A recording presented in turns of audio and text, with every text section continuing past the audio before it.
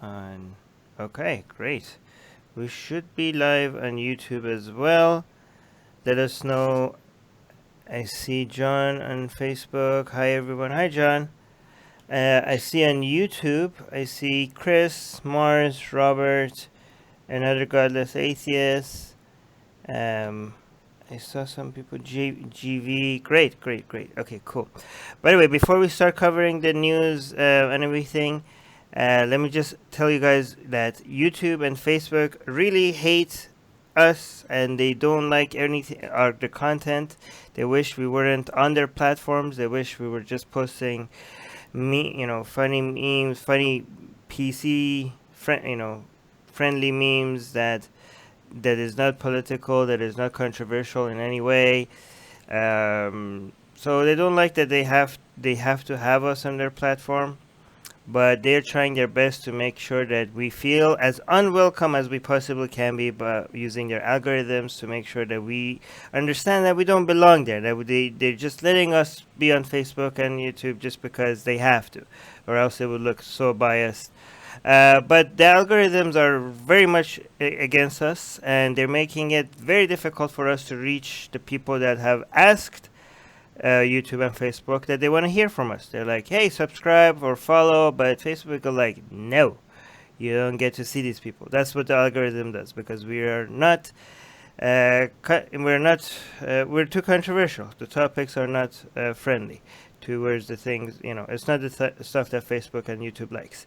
So please consider going into the description and subscribing to our newsletter. That's really the only way that we could make sure that we're in touch with you guys and we can send you at least the most important stuff that we think that you guys need to see. Like, it's not, the most important news, the most important stuff that we cover. We will make sure, or sometimes the most interesting ones, just to make sure you're not bored. We'll send you to your email, because that's honestly, there's no every platform. We don't own these platforms, so we don't get to complain. But if you are subscribed to our newsletters, at least that's ours, right? And we have full control over what we send you and what we don't. So that's being said, Ellie, should we get started? Yeah, let's get started. Before we got started, we actually already got 3 thumbs down on YouTube. Right, before we even started, right? Yeah, so that's interesting. Well, thanks. Let's get started. Well, thanks for the thumbs down, because I don't know if people understand the thumbs down helps us, because that's more engagement at least. But yeah, I don't know if they understand what they're doing, if they're helping us by giving us thumbs down. But yeah, keep doing it. Yeah, okay, go ahead. Keep it up. Yeah. All right, out of Florida vegans charged with murder after their malnourished baby dies. So we actually covered this news already. There were parents, the O'Leary family parents. They had a couple of kids, but they had an 18-month-old baby who was becoming very ill because they were only feeding him raw vegetables and raw fruits. And then she was also breastfeeding him for the last week that he was alive. So they finally called the police. Sorry about that ringing, guys. I am trying to turn this off. They called the police on because their baby wasn't responding to anything. Their 18-month-old baby. Okay, the police show up. The baby only weighs as much as like an 8-month-old should weigh. So we're talking, this is severe malnourishment and severe neglect for this child. The other children were also very underweight. There was one child who was shared between a former partner, so she was a lot better off than the other children. And when we covered this news, there really wasn't an update as to what happened to the parents afterwards. Well, now the parents are being charged with aggravated child abuse, first-degree murder, aggravated manslaughter, child abuse, and 2 counts of child neglect in connection with the treatment of their in total 4 children. So there are a lot of people who are angry about this. I know that I'm in a few vegan groups still. People are very angry, but for the wrong reason. And I would like to point out to people that this isn't typical of vegan parents. A lot of vegan parents will, go, I don't know if they're going against their own doctor's advice or what. My child's doctor told me not to give her a vegan diet. But if these other parents are using it... Your doctor said what? My child's doctor said not to give my child a vegan diet. Okay. So that's something that I followed, doctor's orders on. Other parents choose to still give their children a vegan diet. That's their right to do so, but they also take care of their children and they make sure their children are getting enough food to eat. They're making sure their children are growing in a positive way. That is typical of a vegan parent. This is not typical of vegan parents. So to be angry because they're being charged with murder, first-degree murder, these parents sat on some abuse. What do you think, Armin? Well, I think a lot of people, last time we covered this news, the reason why we're covering it again, because they're now charged. Like last time we covered it, they were arrested or something. Now the news is that they're charged with murder. But a lot of people are gonna. Last time they didn't even click on our video, and they said, "Oh, this is just our way of trying to be anti-vegan or anything." But you pointed out in that video that this doesn't represent most vegan parents, right? Like that there are healthy ways of doing this, unless your doctor tells you not to, like you did. And some people might, and it's. You've been very fair. Like even though you have been targeted by vegan terrorists. Oh yeah, right? I was severe. I mean, targeted is such a kind word for what they did. Right. I was put through living hell. Right. For advocating for certain things like medicine, vaccines, which we all know use animal products, medicines that are tested on animals. I understand that it's not great. Obviously, I don't want to see any animal hurt. I was vegan for a long time, and it absolutely stemmed from my love of animals. I didn't like it, but the bottom line is that's what we have now. And if you're given a medication that you need to take it even if it was tested on animals. Right. And so because I was advocating for these things got really nasty. Yeah, so you were doxxed, you were threatened with rape towards you and your children, and Yes. with all of that, somebody might think you would want to go after these people always, like you not have anything to do with vegans after that experience, but you're not. But you're fair. You're like, listen, these people, let's not use these people as a way to try to attack all vegans, right? Even after the Right. experience, you're trying to be objective about your views. So yeah, I mean, it's very interesting because last time people accused us of using this story to be anti-vegan, they didn't even click on the video because you definitely didn't do that. And you're not doing that Right. today either. You're saying like this is not normal. This is not. Most vegans are not like this. So again, people just look at our headline and they just come out and come after us without checking. Oh, look, actually the top comment here. The top comment is saying, typical bias reporting. How come when this happens to the child of non-vegan parents, i.e. every week, the headline never says non-vegan in it? So how would you respond because to they weren't using food. If they were, they'd say parents starved children, right? Right. They would call them these people used veganism as an excuse to kill their child. Right. Okay, that's why when parents kill their children using medical neglect and they call it faith healing, they say faith healing parents Right. killed their right. So if they're using that as their excuse, that's what they're going to be called. If I said, "Oh no, I absolutely had to feed my child only steak, my 18-month-old baby only steak," they would say, "Weird carnivore mother killed her child feeding her baby." I was gonna just use that example, right? I was gonna say use that example right after you were finished. Yeah, if some parents believe that you should not eat plants, only meat, and the kids die, I'm pretty sure the headline would say weird like something carnivore diet or something like that. Yeah. Yes. These are okay. So again, hashtag not all vegans. But a lot of vegans are such snowflakes. Like, they just can't take anything, like even remotely questioning their idea, showing them in the slightest, even saying facts about news that happened, like triggers them so badly. Again, hashtag not all vegans, okay? Hashtag not all, sorry. But it's true, like even if you're a vegan that is not like this, that it doesn't attack people, doesn't get triggered every time somebody questions their idea, their view of life. If you're not one of those, admit that there is and doesn't say anything about whether veganism is right or not, but it does say a lot about the people that are in the vegan movement. A lot of them are horrible people. Again, even if a lot of them are horrible people, it doesn't suggest whether veganism is right or wrong. I'm not suggesting that, but for the sake of your movement, you have to point that out. Like here, for example, on Atheist Republic, right? We have a lot of people that are fans of Atheist Republic that have some horrible views on how to treat Muslims, on how to, like, they support China's concentration camps. Oh, yeah. And we call them out. We're like, look at these people. These people are in our movement, and we do not condone them, and we call them out, and we we highlight them. We don't even not only we do not support them, we highlight them as something that we are absolutely against, right? People that want to mistreat or discriminate or sometimes even kill Muslims, right? But if we have atheists that are like that, that doesn't suggest atheism is right or wrong. So if we say, hey, vegans, you have some problems in your movement, there are a lot of people that are horrible people in your movement.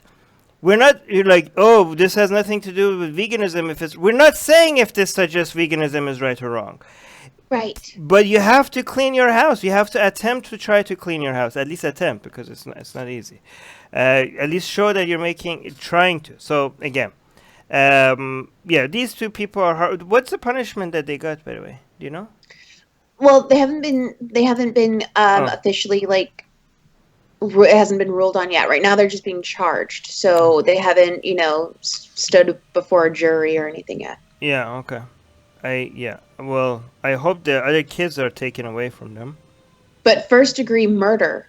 Is that life? They're looking at something to life, if not, life without. Have they commented on this at all? Not in this article. Okay. All right. Cool. Poor kid. Do you hear the construction in my background or no? No, I didn't hear it. Good. Next news. Next news is out of Alabama, USA. A TV youth pastor gets 1,008 years in prison for sexually abusing children. So here's the story, guys. Finally, in America, not only in America, in Alabama, a preacher finally gets his just sentence for sexually abusing children. It's not 5 years like we reported on recently, but 1,008 years in prison on 28 counts of sex crimes against 6 boys. So he also has to pay monetary fines of $840,000. I don't know how he's going to get around to doing that, but this guy actually, he's a public speaker. He does his YouTube preacher for youth. Okay, he's all about youth and teaching youth about Christ, and he's connected to Roy Moore. For those of you who don't know who Roy Moore is, he was a politician who was running in Alabama, who was also, during his run, several people accused him of molesting children. So this guy is connected to Roy Moore. The children that he abused were between 12 and 16 years old at the time, and now they're young adults. Well, okay. Is this like, why is this a surprise? Because in Alabama people get away with stuff like this? Like, what is, or is this? In the United States, especially over the last 2 years, a lot of the stories that we've reported on have been preachers getting really reduced sentences and judges saying things like, well, look at everybody sitting before us. This was a really good guy. He obviously did a lot for his community, so he's not going to get, a harsher sentence. This guy, though, actually went in and pled guilty. So that's kind of a strange thing. His whole motto is take accountability for your actions, take accountability for what you've done. So he went in and said, yes, I did this. I did all of this. And the accusations against him were gross, sodomy charges and things of that nature. And just about every sexual crime you can commit on a child who was charged with, 28 charges for 6 children. He got a lot. And he went in and said, yes, guilty of all of it. He did try to use the fact he did want special things taken into consideration for his sentencing. One of those things was that he was sexually molested when he was a child, but the judge wasn't having it in this case, and said, "No, you're going to get the maximum punishment you can get for what you've done." Good. And that is rare. Okay. But when they say, "Oh, look at this is a good person, so let's give them a reduced sentence," by good they mean Christian. Right. Right. So yeah, it's Christian privilege, right? But yeah, and another thing is that this guy, when you say this guy is about accountability, I think the way that a lot of Christians look at it is that this guy he thinks he's right with the Lord, right? So he might not be right with the law, but with Jesus, and again, Christianity and many other religions give you the license to sin as much as you want, as long as you just believe in Jesus and ask for forgiveness, right? It's the exact opposite of what people say. People are like, "Oh, religion gives you morality." Well, no. If you actually study the doctrine, you see that no, it actually gives you the permission to do whatever you want and go to heaven because you ask for forgiveness to Jesus, not even to the victims, but to Jesus, right? Again, it's Right. a bit different in Islam, but in Christianity, it's like that. It's definitely like that, right? So you have the opportunity to do whatever you want. If you read the Bible, you can see that the way that people are decided whether to go to hell or not is if they believe in Jesus or not. It makes that very clear. You could rape you could rape the half of a planet and just and murder the other half, and be like, "Hey, Jesus, sorry, I've asked for forgiveness, and you're in heaven." So yeah, There's stipulations, so I'm glad that you brought that up. You have to ask for forgiveness and you have to repent. repent. But here's the deal with repent in the Christian realm of things, at least, especially in my religion growing up, is you must attempt to repent, right? And Jesus knows your heart, so he knows if you're truly sorry. And if, 2 months from now you're tempted to do something else and you do the same thing over again, you can just ask for forgiveness again and tell him that you'll repent. So you can do this repeatedly your entire life. You can be just a complete monster and on your deathbed be like, Right. "Hey, I repent." You can't even get up and go anywhere. You're about to die, but that's no problem. You're allowed to do it. Ask for forgiveness, repent, you're gold. So somebody in the live chat is saying that's a very biased view. No Christian I know has that view. Well, because most Christians are better than Christianity. I could tell you another thing that Right. most Christians don't believe. If you ask Christians, do you think a woman should be able to teach, or should a woman be able to have a position of leadership? Should a woman be able to speak, or should a woman be submit to her husband? Most Christians are like, "Are you crazy? No. Of course, of course, women should be able to teach. Of course, women should be able to have a position of leadership." Well, guess what? If you read the Bible, no, they shouldn't be able to, according to the Bible, according to the New Testament, right? So, but most Christians don't believe that. Most Christians think that's fine. So again, just because most Christians don't believe something, that doesn't mean Christianity doesn't teach that. Because again, just like most Muslims are better than Islam, most Christians are better than Christianity. Most Jewish people are better than Judaism. Yeah, let me see what the top comment is. Pedro is saying, "Well, that is kind of an eternity mission accomplished." Oh, that's regarding to the sentencing, the 1008. All right, let's just go to the next news. Next news out of the United States. Christianity Today calls for Trump's removal. Trump is profoundly immoral, they say. So Christianity Today is one of the biggest magazines in print that goes out to hundreds of thousands of Christians in America. And it was founded by Billy Graham. Billy Graham was a reverend. He was one of the most popular reverends in America. He's dead now, but his son continues on in his name, doing his work, and his son loves President Trump. So Billy Graham started Christianity Today. It's now run by somebody completely not attached to the Graham family anymore. But his son is saying how disappointed his father would be to hear Christianity Today say these things about the president. What they said specifically was, we have reserved judgment on Mr. Trump for years now. Some have criticized us for our reserve, but when it comes to condemning the behavior of another, patient charity must come first. To use an old cliche, it's time to call a spade, to say no matter how many hands we win in this political poker game, we're playing it with a stacked deck of gross immorality and ethical incompetence. And they said that Trump should be removed, we believe, is not a matter of partisan loyalties, but loyalty to the creator of the Ten Commandments. Okay, you got it right for all the wrong reasons. What do you think on this? So I know that a lot of people probably want to jump the gun on this and say, okay, well, they can see one thing as a sham. Why can't they see all things as a sham?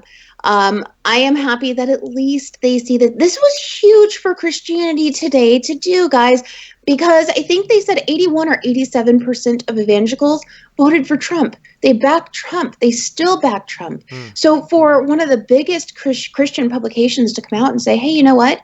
No, this guy does not stand for what we stand for. This guy is not who we want to be associated with. That was really huge for them. It was a big gamble. It was a huge risk. And wouldn't it be great if all of us could see the right thing to do always? Wouldn't it be great if we were never shamed again, or never fell for the wrong person again, or whatever, just because we open up our eyes about one thing? Yes, that'd be fantastic, but it's not human nature. So I'm saying great for them for seeing one thing and leaving it there. So yeah, I mean, it seems like a huge risk. Let's be charitable and say not like there wasn't a political move here, but they actually just trying to do what's right? So they're like, okay, like we might lose. I mean, they might lose 80% of their paid customers because of this, right? I mean, Trump supporters are like really easily triggered, right? They might cancel their subscription, and like, so this might have been, I don't know, this might be a major risk to their revenue, or maybe it's not. Maybe they made some calculation, and so like they will actually, there's a silent majority Christians that are not saying anything, and they might be, oh, finally somebody is saying something, and they might gain more customers. I don't know. Maybe they're losing relevancy, and this is a way to get in the on the news. But again, let's be charitable. Let's just be like, no, they're just trying to do what they think is the best thing to do. But the reasons, I mean, should we be happy about people coming to the same conclusion as us? I mean, again, as me and Ali, because we know that we have Trump supporters in our audience, right? So we're not trying to say all of atheist Republic community is against Trump, but me and Ali don't like Trump as president, right? But if somebody comes to the same conclusion as me, but through a wrong method, I don't know if I should support that, because they're saying that this guy is against the Ten Commandments. Well, I mean, I'm hoping the next president is also actually against the Ten Commandments. Like, that's a good thing to be against the Ten Commandments. Those are not good laws or rules to abide by, right? So if now the next president comes and it's not Trump, and he's a president that I think is a good president for the United States, and he openly says, "Oh, I'm against upholding the Ten Commandments anywhere in public," these people would be against that president as well, wouldn't they? So, well, here's how I see that. Okay, that's great. Let them be against the president for that reason. What I'm tired of seeing are all these evangelicals saying how godly Trump is, how they compare him to Jesus. They think this man hung the moon. They think that he's God. And, people point out, especially in our community, the part of our community who's against Trump, they point out all the time, how immoral this guy is, the things he's done, how he'll just lie blatantly. And he knows he's lying. Like, there's a ton of things that he does that are sick. And the evangelicals say, look how godly he is. Look how untouchable he is, because he's just so amazing. He's so above us. So for them, if that is their stick in the mud, that you have to be, 10 Commandments, you have to be Christian. I'm glad that they're finally saying he's not. But If the next president comes along and he's not a 10 Commandments guy either, let him hate him. That's fine. If yeah, that's where their stick in the mud is, great. At least someone is finally saying he's not godlike. well, I mean, I've heard a lot of Christians saying that he's not godlike, but they still support him because he's getting them what they want. Like That's true too. I've seen a lot of Christians say that look, God gives us the thing, through flawed people, we get what we want, right? Right. And again, if I was a Christian, and if what I cared about the most was like, saving fetuses, again, not babies, fetuses, and if I thought that, oh, this is a genocide, this is the Holocaust times 1,000, and it needs to be stopped, and Trump is going to help us get there, I wouldn't care what his personal life is like, whether he prays or not. Even if he was an atheist, I wouldn't care. Like, listen, as a Christian, I want to say stop this genocide. Again, I don't believe in any of this. This is nonsense. But I'm just saying, trying to put my, trying to see it from their perspective. Even if it was the devil himself as president, if he could stop this genocide, this is, God works in mysterious ways and all that nonsense, and we could get what we want. I mean, he's putting the judges that that are going to be in the court for many many years. That is making the justice system a lot more conservative. So. The Christians are getting what they want, whether Trump is Christian or not. So, again, I don't think that these are the first people that are saying Trump is not godlike. I think they might, because many Christians believe that and they think it's fine. They will still support him. So the difference is that these are the main people that are saying he's not godlike, and we're against him, right? So that's the difference. Not that they're not, and again. That's why I can't support them, because of course, when you say let them say whatever, of course everybody could be like, I'm for this guy, I'm for against this, but I don't support their message because I care more about the methodology than the conclusion. If somebody tries to use better like logic or critical thinking skills to come up to the conclusion, if they come, most of the time they come to better conclusion, but sometimes they come to bad conclusions. I support those bad conclusions because at least they're trying the right methodology, because the right methodology usually gets you to better answers. And so I support that more over somebody that uses a flawed methodology and by chance sometimes gets to the right answer, because even if they got to the answer right today, most of the time the wrong methodology gives you bad answers. Sometimes, but rarely gives you good answers. And I think if you say we are against this president because he's against the Ten Commandments, I don't support that, because I care more about your methodology rather than your conclusions. But again, that's my position. Yeah. And let me see the top comment. The top comment is a meme, so I can't read that. The second top comment is, so the morally messy organization is calling somebody morally problematic. There is some irony in that. Okay. Let's go to the next news. Next news out of Michigan, USA. A satanic Yule goat has been put up outside the Michigan state capitol. So as part of a Christmas display, the Satanic Temple of the West Michigan chapter has put up a Yule goat outside of the state capitol. And this is the first time they've done this for Christmas, this chapter. Anyway, so this goat head straw body, we're going to show you guys a video about it, was put up there, and it's driven Christians mad. They're so angry. One of the rules, they had a lot of stipulations. They had to remove the goat every night, and they could put it back every morning. And they're jumping through all these hoops so that they could have kept the goat out there for Christmas, the Yule goat for Christmas, as part of the satanic display. But the origins of this Yule goat is the funny part to me, because the Christians are mad that the Satanists are out there putting up their own Yule whatever. But where this goat came from was a video. And if they were to have seen the video, they would have been 1,000 times more angry about this goat being out there. Armin, are you ready to show it? Yeah, let me bring it up. Okay, let's put the... Alright, so you have to bear with me, okay? Because you're not going to be able to hear it, but our audience will be able to hear it. It's just 1 minute, so let me just show the 1 minute. Where's the audio? Hold on. Is there music? Should I play it? There's no music, right? The music doesn't matter. Like, no one's talking. So. Okay, so we're going to mute it because I don't want to get any copyright strikes. Because I don't know if there's any music. Okay. So for people that are listening to this on a podcast instead of the video, there's the skull is there. There's these half-naked women pouring blood over it, and then they're rubbing the blood over their body. They have upside down crosses as their necklace. This is pretty crazy. This, I mean, it's dark in an interesting way. There's smoke. There's red stuff. What is this? Wow, I don't know how to describe this.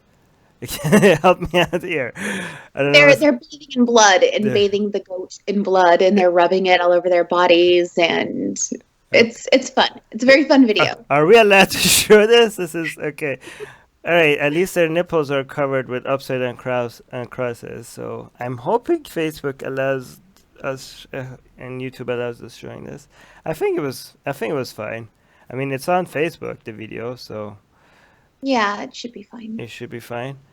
That was something. Hold on, let me go back to seeing us. Wait, so so they don't know about what the skull. Okay, they should see this. I want them to get even more triggered. Yes. But they were so mad about the goat being there and Satanic Temple being there. But had they seen that video and known that it's the goat from that video, right? Whew. So here's the thing. Where is this? This is Michigan state capital. Is it allowed to put religious symbols in government, property there? So if you allow one religious symbol, one nativity scene, one whatever, you have to allow all. Otherwise, they're showing favoritism, and that's Yeah, this is great. I mean, this is how you get Christians or any religious majority in a democratic country to support secularism. This is how you get it done. You open the door to your religion. This is what you get. Be careful what you wish for. I mean, the satanic, again, I keep saying this, the Satanic Temple and everything satanic is the best way to promote secularism in the United States, because I don't want to do it, because the Christians also get triggered by Islam, sneaking in. Like, if they open the door to religion, Islam can also make it into public, into government. But the problem with that is that we don't want that either, right? We don't want, Christians will get scared of that, but so do we. Like, we don't. But what I like about satanic stuff is because none of this is serious. Like, these people don't believe in Satan, at least the Satanic Temple doesn't. So, but the Christians either don't know that or don't believe it. So they get really scared about anything satanic showing up in school or in government offices and stuff like that. So it's a very harmless way of opening the door to religion that Christians don't like. So to get them support separating church from state, right? I don't want to use the problem. Okay, so there's options, right? You have the satanic stuff. You have Islam, which we don't want to use because that's dangerous. We have the flying spaghetti monster or the Jedi temple, but the problem with those is that the Christians are not scared of of those things that much because they don't think they are actual religions. They see them as joke religions. So they're like, yeah, whatever. But the satanic stuff is fantastic because they see it as something serious. And it's the most harmless thing for us to allow because it's a fake religion. Yeah. So yeah, keep kudos to all the satanic people in the United States. You are at the front line of upholding. You and the Freedom from Religion Foundation are at the front line of defending secularism. Okay, the top comment is funny, but I'm not going to read it. It's a bit too long. Stephanie saying Yule and satanic, two very different things. Wait, what is that? Yule and Satanic. Oh, this is not Satanic? What is she saying that it's paganistic? Yeah. Well, So okay. who cares? No, okay, so stuff that what you don't understand is that when the Christians became the majority, became the major religion in Rome, what they try to do is they try to associate all non-Christian things, except Islam and Judaism, to the Satan. So that's why you see the devil has his horn, and because there's nowhere in the Bible that it has horns, or what's that fork thing called that he holds it? I don't know. The devil's, what is that thing that the devil holds? Like all the attributes of the devil, it doesn't come from the The pitchfork? The pitchfork, yes. The hooves, everything, the tail, all of that, the description of hell, they come from pagan stuff. So the way Christianity looks at satanic things, it really looks very much like pre-Christian religions in and around Rome. So there's a gray area for what's satanic and what's pagan religion, because the way Satanists see themselves today, the imagery that they use is the imagery that the Christians used to describe them. So that's why it looks a lot like pagan stuff, right? I mean, the pitchfork is basically comes from Greek gods, right? Right. Yeah. Anyways, so you get what I'm saying. Let me just close this one and close this one as well. So I think next news. Next news out of Kentucky, USA. Ex-Kentucky governor says, I pardoned a child rapist since his victim's hymen was intact. Wait, is that the actual quote? Oh, yeah, and it gets worse. Oh, okay. But that's also the headline, and it actually is his response when asked. Wow. So, Matt Bevin, Republican, in Kentucky, lost his election. So right as he's going out, he gets to pardon people. And he actually pardoned several rapists, child molesters. I think there was around 200 people he pardoned, which is an unusual amount of people. And shockingly, one of the people that he pardoned was found guilty. Micah Scotelli was found guilty of raping like a 9-year-old. And so people were pissed. People were angry, and people were saying, why did you do this? Why did you? And a lot of people have actually speculated that this is his big screw you to the whole state for not reelecting him, that he has just let a whole bunch of bad people go. But specifically, they're really upset about this guy. And so in an interview that was a radio interview, he was specifically asked about it. And he said, the victim's body was examined. Her hymen was intact. Therefore, she must not have been raped. Well, Dr. George Nichols comes in and says, oh my goodness, rape is not proved. And this is a quote. Rape is not proved by hymen penetration. Rape is proved by phallic penetration, where the vaginal lips meet the outer surface of the vagina. He not only doesn't know the law, in my humble opinion, but he clearly doesn't know medicine and anatomy. So if this guy seriously released a child rapist over the fact that she wasn't torn up enough, this is horrifying. Wait, how is this even allowed? You get to do that? You can completely pardon, like not reduce sentence, like completely just free? Go, bye? What? And this, you can do this in the United States. Somebody could be like, oh yeah. The governor can. The governor is in charge of pardons. Okay, this is insane. What? So first of all, like, who are you to decide this? I mean, I guess you're the governor and you can decide this. Well, but he's like he decided knowing the law or medicine. Yeah, I mean, you have a justice system that has decided that this has happened, and you come and say like, no, I don't think so. Like, is he like a detective or something? Like, he doesn't have any qualifications to do this. Why are these pardons? Why is this even a thing in the United States?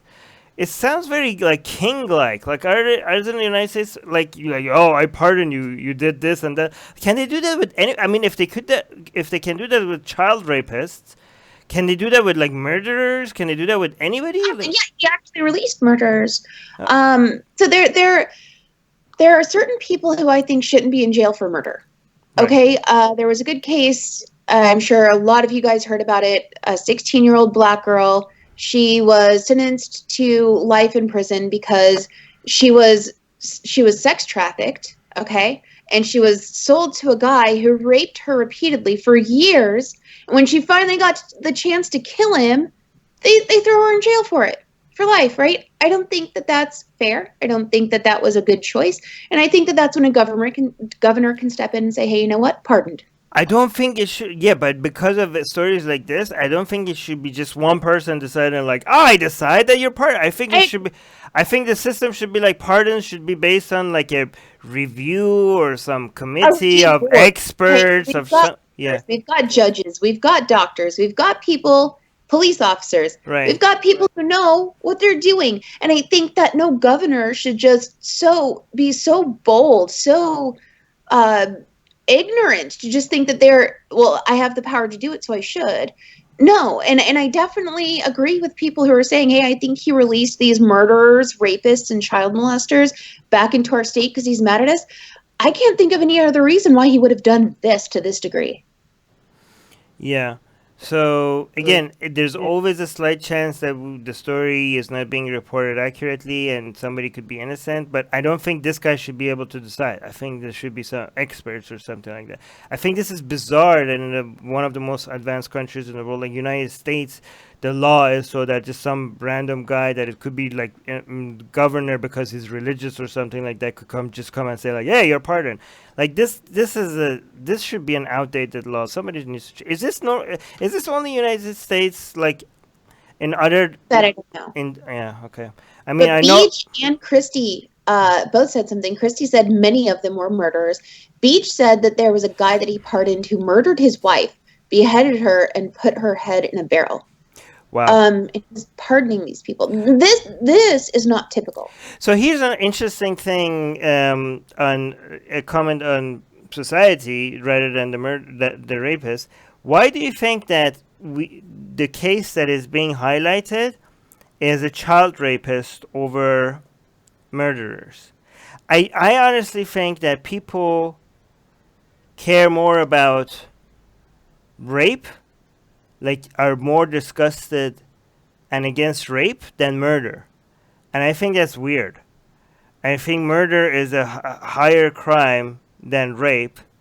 But if you want to shock people and if you wanted them to pay attention, you don't put the murder in the headline. You put the rape in the headline. And I think that shows that our priorities are not right. I don't know. What do you? Yes, but there's a lot of psychology behind it too. People who murder typically will. I'm not talking about serial killer, mass killers, things of that nature, guys. I'm talking about the average person who goes out and murders someone. They do it because they had one person that they really wanted to murder. Statistics shows they're actually the least scary people in your society because they won't murder anyone else. Like they learned from that. They murder once. That was someone they wanted dead. They're dead now, like say a spouse and her husband. Unless she gets some sort of thrill, some sort of excitement, some sort of money, something that'll cause her to keep doing it, she'll keep doing it. But a lot of murderers will stop at one. And rapists don't typically stop at one. So it's but I still think a serial rapist will get more people's disgust and hate than a serial murderer. I mean, I think it's because if you have been raped, a lot of women, will tell you that it's something that's so personal and so messed up. They almost wish. Being murdered is pretty personal as well. I mean, okay. I mean, there are women that when they were raped, they say they would wish they were murdered instead. But I bet more women would say, like, yeah, no, murder is worse. I don't know. But I could tell, like, for example, when the example I give is during Game of Thrones, right? When, again, spoiler alert, I'm not going to tell you what happened, but somebody, I'm not going to say who for people who haven't watched it yet, but a popular character got raped, right?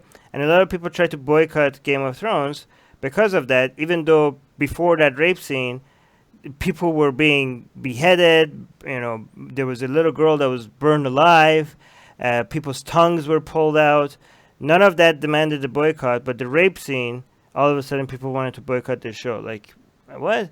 I mean, I don't get it. I mean, again, a lot of people are going to come and say, like, oh, Armin think rape is not a bad thing. Like, what?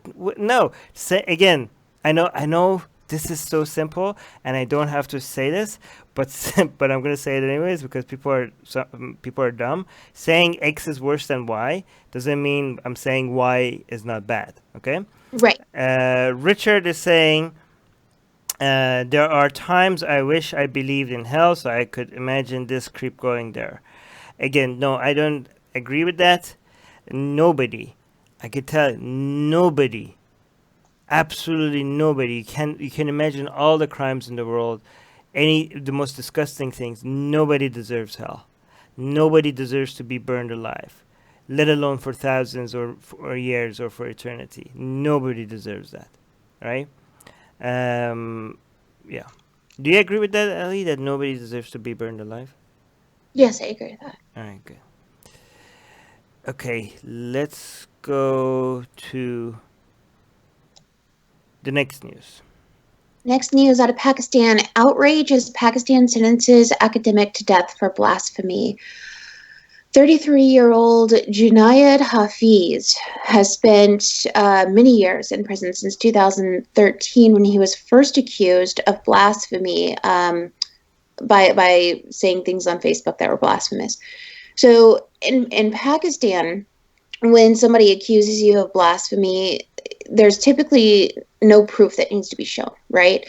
In this case, he was teaching, and his students said that they researched, look, he's a blasphemer, and they tried saying other things as well to connect him to being a blasphemer. So he was thrown in jail. While in jail, he asked to be in solitary confinement because he was afraid that guards or other inmates were going to kill him, or someone was going to come in and kill him. So since 2016, he's been sitting by himself all alone, right? And now the court said that he shall be hanged by the neck till his death, subject to its confirmation by the Honorable High Court, following his sentencing on Saturday. So here's the deal for y'all who don't know. This has been so scary because we've had a few people that I've known face this issue in Pakistan. If you're accused, that's it. Okay, you go to jail. Not only that, but no one wants to defend you. No one. It doesn't matter. You can sit there and shout that you're innocent. Mr. Hafiz here said that his students set him up, that he never committed blasphemy ever. That very well could be true. But the problem is any lawyer who wants to go and defend him now is putting his life on the line. Yeah. If he gets this guy out, then everybody, the mass angry crowd is going to come and kill him or kill him and his family. The judge who lets him get out or escape on this, he is next. This guy will certainly be murdered upon his release. So nobody wants to be the lawyer for this. Nobody wants to be the judge for this, especially if the lawyer can somehow get him off. The entire justice system in Pakistan has been taken hostage by mob. Like even if there was people in the justice system that want to let people go and not punish them for blasphemy or nonsense like that, they are putting their lives at risk. Like there was a politician in Pakistan that defended, Aisha Bibi, I think. Was it her or was it someone else? Yeah, and he was killed by his own bodyguard, and his bodyguard was sentenced to death for killing a politician, but he was turned into a saint in Pakistan. Like, go look at the images and the videos of the number of people that came to celebrate him.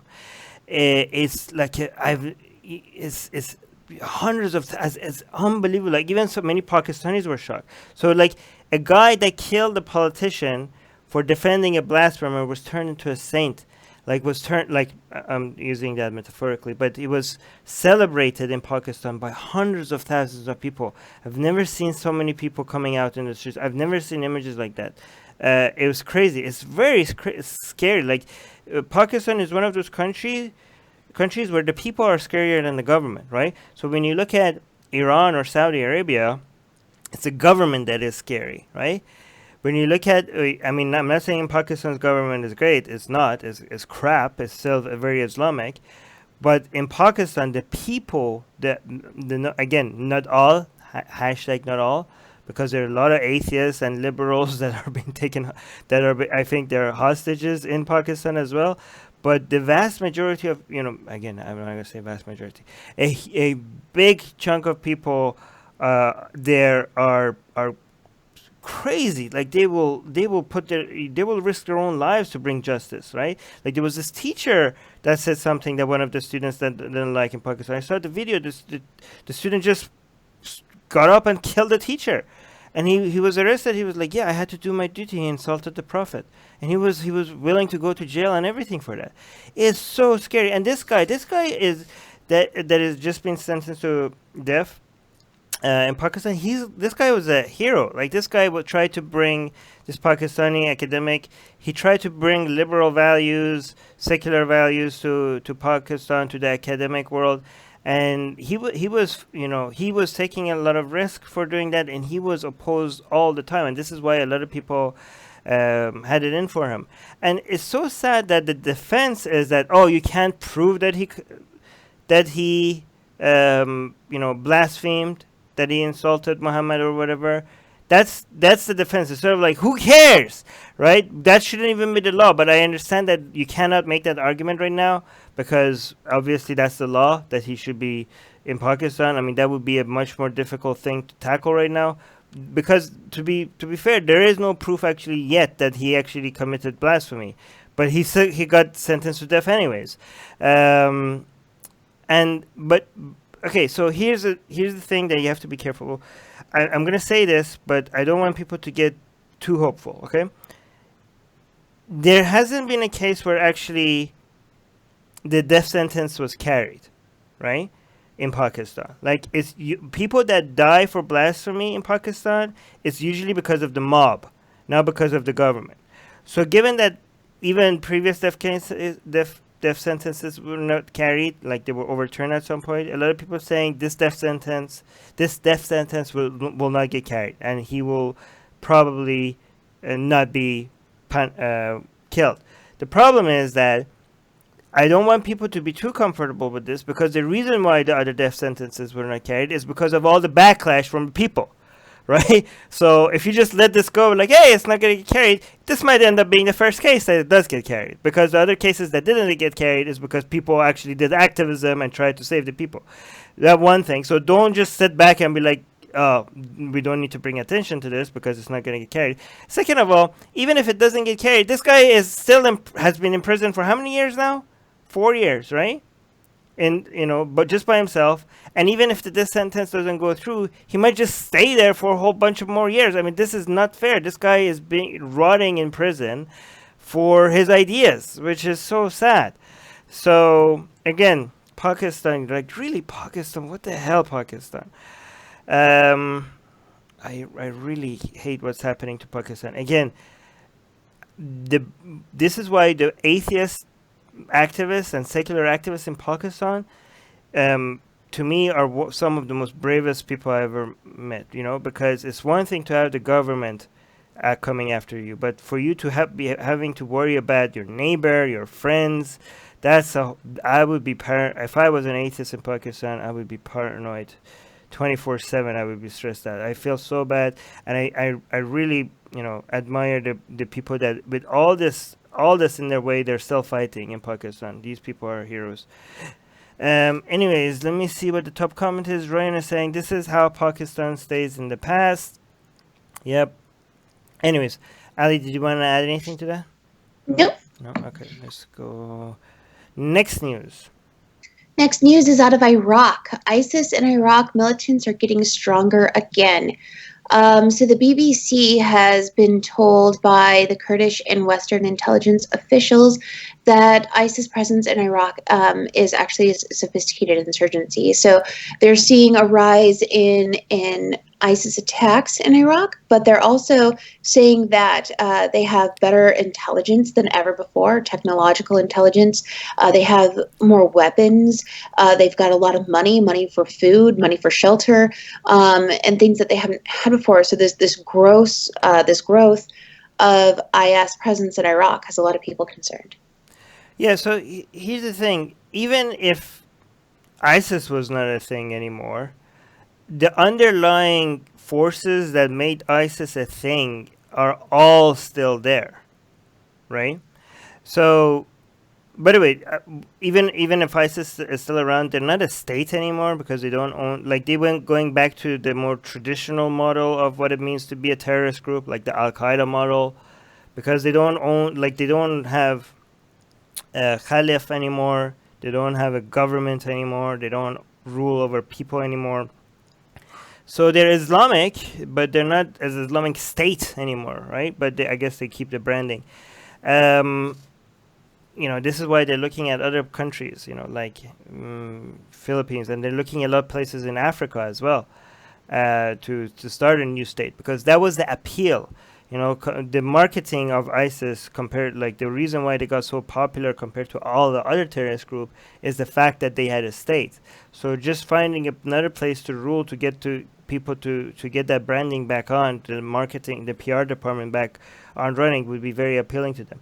But the problem is that whether they have a state or not, in Iraq and in Syria, all the anti-Shia. By the way, a lot of people think that the ISIS main target is like maybe Americans or the Jews. It's not. It's Shias, right? So all the anti-Shia hatred, all the economical underlying forces that keeps people upset with the people that are ruling them now, they're all still there, right? So even if it wasn't ISIS, even if it wasn't the branding of ISIS, this still the people are still around. The people that used to be called ISIS, they might not join other terrorist group. And the problem is that if they keep the killings in Iraq and Syria, they might even grow. Americans and Europeans and Australian people might not care, because as long as they're not exporting their terrorism, they might keep killing a lot of people, and we should care, because terrorism shouldn't matter to us only when it happens to somewhere that we recognize as the first world. If we care about people, we should care about terrorism when it's happening in Syria and Iraq as well. And again, this is, so what I'm thinking is that the comeback, a lot of the comeback might not be even branded as ISIS. It might be, a lot of the comeback of these people might be branded as other terrorist group that we're not going to hear about, that is not going to get much coverage, is just because they're killing their fellow Syrians or their fellow Iraqis. So I'm hoping that it does get the attention that it deserves, right? But yeah, Ali, you wanted to say something? No. Okay. I was just agreeing with you. B just saying, I'm surprised they don't think Allah is against them since they failed the first attempt at the caliphate. Well, actually, their prediction was that they're going to fail first. The whole idea, if you look at their end of the world prediction that they had, was that they will be defeated until there's only until there are very, very few of them left, and that's when the Mahdi is going to come back and is going to kill the Antichrist. That was ISIS, and again, that is very accurate if you actually read the Hadith. That is, a lot of their views is according to scripture, right? Maybe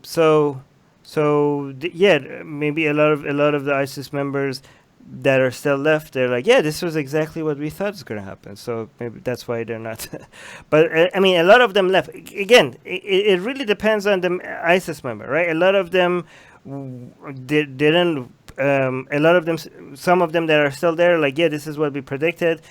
Some of them that are quitting and joining other groups are like, oh, only joined ISIS because I saw them as a big group that was very powerful and was showing all these people that who's boss. And now that they're not powerful enough, this is, they're going to quit and join some other groups. So you can't really just generalize all ISIS members as what their ideology is or what is their main motivation. It's all over the place. But there are some very common trends or like stuff that unites them all, but there's also a lot of gray area. Again, if I want to get into details, I could speak an hour over this. Steve is saying, this is the top comment by Steve, is saying, fake news, they were defeated in February 2017. Dear leader, okay, this is satirical, by the way.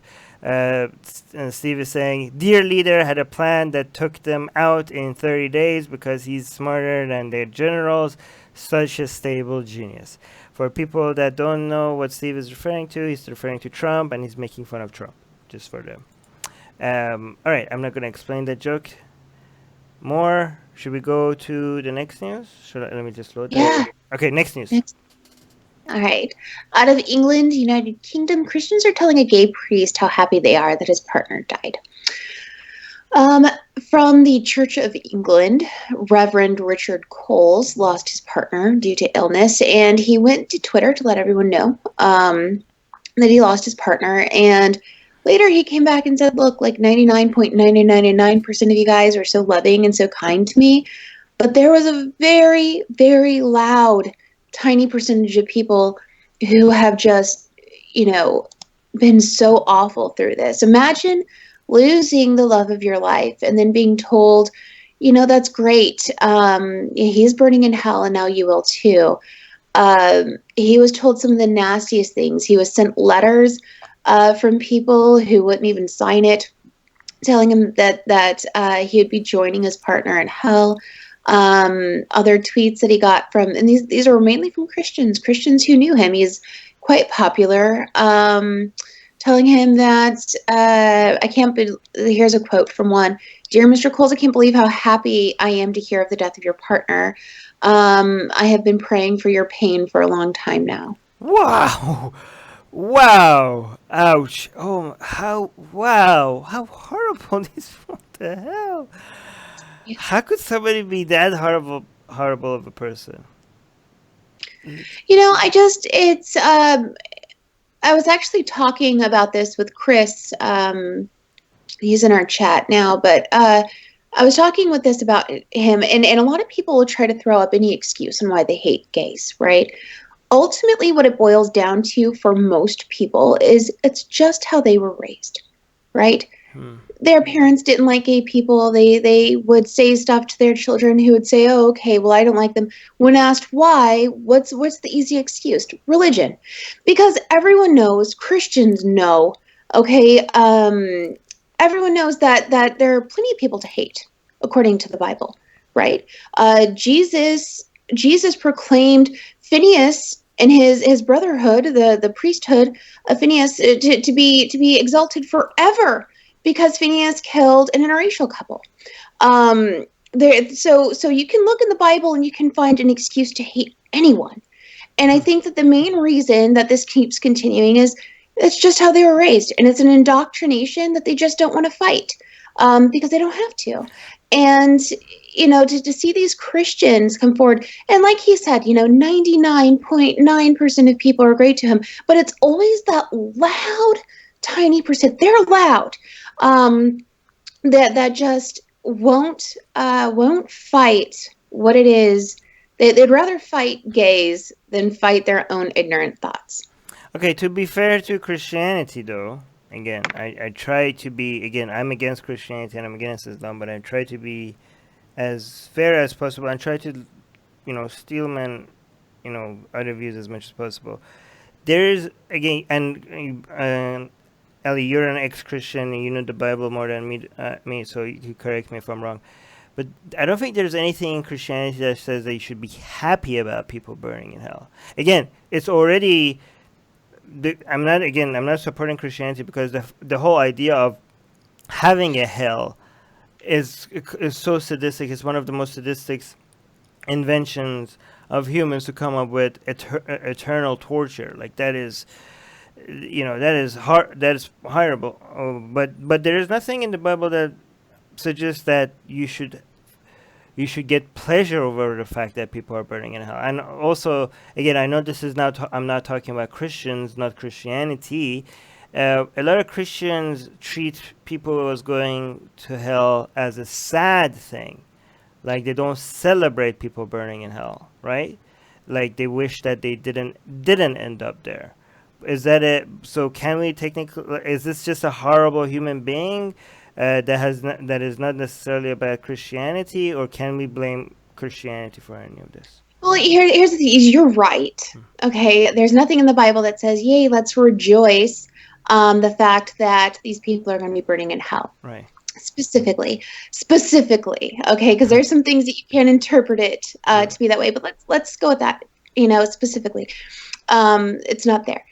But what it does do is it gives you the recipe, it gives you the ingredients, and it gives you your pots and pans that you need to cook this up. Okay. So the whole time you're reading the Bible, New Testament, about who enemies of God are, right? How bad the unbelievers are, especially in the Old Testament. We're baby eaters. We're really bad people. So, and then to hear that it's the bad people that don't, accept Jesus, and the bad people who don't repent from their sins, we're all connected, which means we're enemies of God. And if we're enemies of God, you're enemies of Christians, because God lives in you, right? So it puts it all there for you, and it makes it so easy to connect the dots if you want to. Yeah, if you want to. But just to be fair, we have I'm sure a lot of people from our camp, from the atheist camp, will look at a story like this and say like, oh, this is a gay priest. So he's gay, but he's still a priest. So he made his own bed. So he deserves it. Like we have horrible people on our side as well, that we call out, and that, just feeling like, well, if you're a gay person that decided Christianity is a good religion, it's your fault. Like, why are you endorsing a religion that demonizes you? And some of them will go as far as you deserve to be unhappy because of the company that you choose. So we have those kind of horrible people on our side as well, and we also have horrible people on our side as well that hate homosexuals. Right. All right. We see them all the time on Atheist Republic, and people come to me and say, Allie, why haven't you banned these people off your page? It's because I want everyone to see what they've said. Yes. Let them see. Let their bosses see. Let their families see. Let everybody see who these people are. And that's why I don't ban them, okay? But the same could be said for me, right? Say I die in some attack, and people say, oh, good, less trash now, right? And those people rejoice, and people say, that's why was she even associated with this group, with this community? This community doesn't seem to like her, even though 99% of people wouldn't say that. The loud tiny percent will. So it's the same thing here. These were Christians that follow this guy. 99.9 were good to him. They were sweet to him. They were understanding. They didn't bring up whether or not they agreed with his position or not. They didn't need to. It was a time of grief and mourning. It's that tiny little percent that came out and said something. So that can really be said of any community. Right. The top comment is, by the way, somebody seems to have a question for us, but I'm not seeing a question. So tag us before the news ends, because once the news ends, we're not going to be able to read the anything relevant to this. But Johnny is saying, and thank you, Christy, for letting people know. Johnny is saying, those wonderful Christian values just keep coming out more and more every day. Igor is saying, thou shalt love thy neighbor as thyself. Steven is saying, gotta love their love one another stance. Again, just one last thing is that it is a lot of Christians, if they were here, would point out like, you're supposed to love sinners. That's what Christianity teaches you, right? Again, that's nonsense. All of Christianity is nonsense. But that would be their defense against it. Like, this is not Christianity, because Christianity, you're so Jesus hung out with sinners more than anyone else. And Uh, even that is picked and chosen. It's picked. Right. But the reason why, again, that's what Christians would say, but the reasons why I don't endorse that message of Christianity is because those sinners will, who are not Christian, the non-Christian ones, at least, or even this other, I don't know, they will go to hell, right? So if you're not a Christian, I don't care if Jesus comes and sits next to me and talks to me and loves me, because at the end of the day, I'm gonna roast for eternity, right? So it's like, oh, we love you and condemn you to hell. Like, okay, we have passive aggressive kind of religion. Anyways, so let's go to the next news. Next news is out of the USA. Younger Americans increasingly saying that no to religious weddings. Yay. It has been a long-standing history in the U.S. for weddings to be officiated in a church or by a preacher. So they started to look at statistics as far as how that went on in the course of our history. People who are 65 years old or older say about 65% of them are married in a church. Of the ones that are remaining, most of them were married by an officiant who had some sort of religious tie, right? So most of them were married into a religious ceremony. But the younger people that are aged 18 to 34 now are saying only 36% Wow. of them were officiated by a religious figure or held in a religious location such as church or a worship center. So we're starting to see a huge decline, and we've been reporting on this easily for the past year. We're actually coming up on our 100th episode pretty soon, guys. So that there's a lot of I know there's a lot, but we have over the past year we've been reporting on how younger Americans are turning away from religion, the new generation turning away from religion, and so we're starting to see this not only in questionnaires that are being asked to people, but actually in the way people are conducting, their own weddings. Yeah, I know the story is saying younger Americans, but this is a very global trend right now.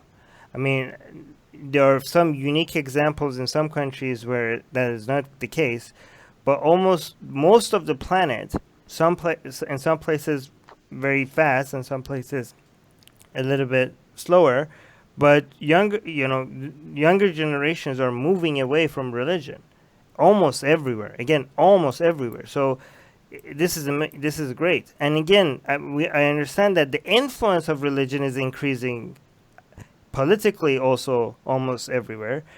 But this can't continue forever. If people are becoming less religious, I understand that religions are politically are becoming more influential, again, almost everywhere as well. But you have to have a huge base to be able to do this forever. So I really don't know what the world is going to look like from a religious and secular perspective 10 years from now. I mean, I'm hopeful. But again, Right. this doesn't.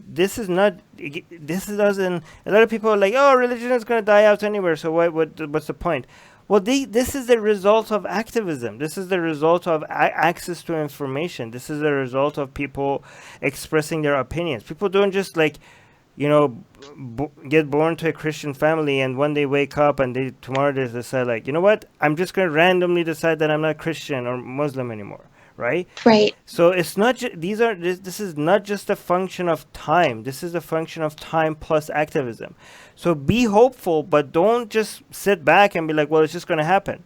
Well, it's going to happen because we're doing something about it. Because you make it happen. Yeah, again, by we, I'm not talking about just me, like a whole bunch of like people everywhere, right? From many different angles, from many different, methods, tactics, and it's working. It shows that it's working. So be hopeful, but keep it up. Don't just sit back now and be like, well, let's just let this happen. This should motivate you to do more, right? Let's just eradicate this disease of religion completely. Crystal is saying, well, religion has very little to do with love. Yeah, good comment. That was a top comment. All right, should we go? Okay, let me bring up the last news. Last news. Oh wait, let me read this comment by Beach. Beach is saying, "Look how many have left in the past 10 years. Another 10 years can bring changes." Yeah, I hope so. I hope so. Yeah. All right, last news. All right. So last news is worldwide. Legionaries of Christ say priests abused 175 children. Before I get into what this news is actually getting into, I want to tell you guys who the Legionaries of Christ are. In Mexico in 1941, a priest, Marcel Maciel, started the Legionaries of Christ. And it was supposed to be kind of a place where they did a lot of teaching and things like that. And John Paul II upheld it. He adored the Legionaries of Christ. Matter of fact, a lot of legionaries moved on to have positions in the Vatican. So they're looking at this. Marcel Maciel, the guy who founded the Legionaries of Christ, he was one of the biggest child sexual abusers in the order. Okay, so he had a lot of children. Most of them who were abused were between the ages of 11 and 16. He himself is being accused of abusing 33 of those children, of the 175 that are listed. He also went out and had children with somebody while he was a priest. And was ordered to take care of those children, like financially and stuff.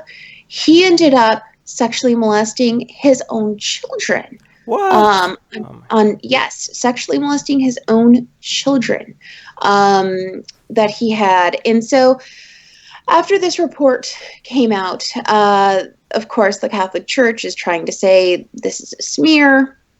But they went through and found the 33 priests of the order, and looking at, I'm sorry, how many of them said were not 33? Wait, so these 175 that were abused, this is only by Legionaries of Christ? Like, we're only looking... We're not talking about the Catholic Church. So I wanted to make that clear because... Wow, so just this... There's a lot more than that. So this 175 is only like... all of those kids just by one Catholic order, which is Right. Legionaries of Christ.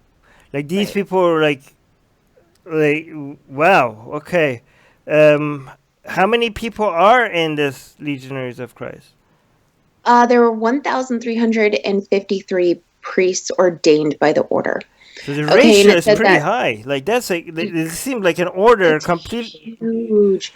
43% of those committed abuse from positions of authority, making it difficult or impossible to report being sexually abused. Right? Wow. So they went through, and the Catholic Church is like, oh, but 6 of those people have died. 8 have left the priesthood. And 1 left the order completely. Of the 18 of those who are still alive who remain, 4 have ministerial restrictions to keep away from minors, and 14 have no public priestly ministry. And 74 that are studying for the priesthood who have abused minors. 81% of those were not ordained. Right. So here's the thing. A lot of people are gonna comment and say like, "Oh, I'm not shocked." Honestly, you should be shocked. These numbers. Should be. Yeah, this is not. I mean, even for the Catholic Church, these numbers are crazy. Like, just for one order, right? You said 40% wow. So like, this is like, if you send your kids here, you're basically have a 50% chance of them getting almost under a 50% chance of getting molested. Like, this is crazy. Like, again, right. Even by Catholic standards, this is astronomically, the numbers are crazy. Absolutely. Yeah. Maciel, the guy I was telling you about who had children, who abused his children, he was found guilty of a third of the abuse. Wow. A third by one person. One third of the 175 abuses by one person. How did he get away with it? How? What?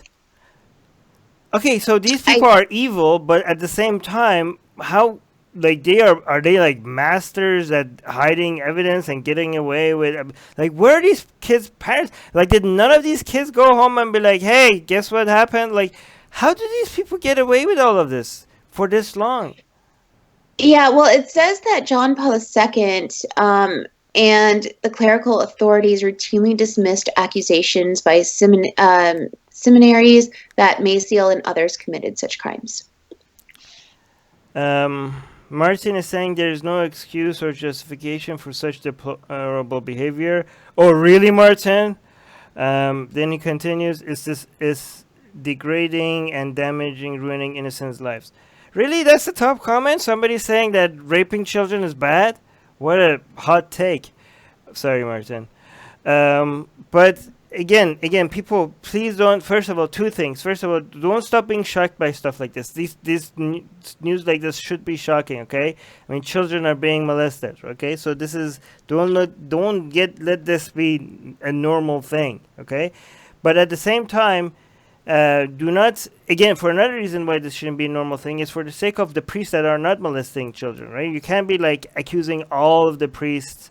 You know, you can, if you go as far like, oh, somebody's a priest, so there must be a child molester. First of all, it's not fair to the priest because a lot of them aren't. But at the same time, if you set that expectation that every single Catholic priest could be a child molester, then you're helping people not get shocked by stories like this. And we need people to get shocked by stories like this, because if they don't get shocked by stories like this, there's not going to be that much of a reaction to stuff. Like, this is going to be just a same old. Like, we need justice. We need to stop stuff and like this. And if this becomes such a normal thing that, hey, it's a Catholic church, then because it doesn't get such a shock in people are not going to be motivated to go and push for changes because it's just become normalized, right? So do not expect that from all priests and continue to be shocked by stuff again. And, every time. Here's the thing, though. I'm not excusing Catholics just because not every Catholic is a child molester, okay? Even if you're, I want to phrase this properly. I don't want to. The fact is that if you're part of the Catholic Church, you're endorsing an organization that uses a lot of resources and money to hide and protect child molesters, right? So just being Catholic is enough for you to be part of the problem. If you have ever donated to the church, you are basically funding an organization that hides and protects child molesters, right? So I am saying that do not accuse every single priest as being a child molester, but do call out Catholics, especially the ones that donate to the church, for being part of the problem. Okay, so that is fair. That is a fair and that's how you could be part of the solution. Every time you meet a Catholic, I think it's fair game. Like, oh, all right, ask them every time you meet a Catholic, ask them if they have donated to the church, and if they say yes, ask them, how would they feel like if they know that some of their money was used to protect people that abuse children, and then watch them defend that. By the way, don't be rude, but call them out. All right, so that was it. Thank you, everyone. Again, please subscribe to our newsletter. Link is in the description. We really need you guys to join us on our newsletter because, again, YouTube and Facebook is trying to disconnect us from our audience as much as they can. That the only way for us to be, in touch with you guys without anyone's permission is through our newsletter. So please, link is in the description, and you could subscribe there and also share our videos. Please share our videos because YouTube and Facebook don't recommend our videos to anybody because we don't produce the content that they like. It's too controversial, so we rely on our community to share our videos, tweet them, share them. Even if you don't have a big audience, just sharing them just signals to the algorithm that this is an important topic, right? So please share us. Again, thank you, people in the live chat, Smithy, Casey, Old Scratch, Beej. Thank you for modding to both of you, Chrissy and Beej, and again on people on Facebook, John, Jared, and David, and all the people at the top, and other godless atheists. Sorry we didn't have Australia related news today, but hopefully we'll have you. You have to be another godless atheist. Whenever we have Australian news, you have to be on. Somebody let him know, because we need him or her, because we need. I forgot, but anyways, all right. Love you guys. See you guys next week, and thank you for all your comments. Sorry if I missed any of them that you tagged, but yeah, bye.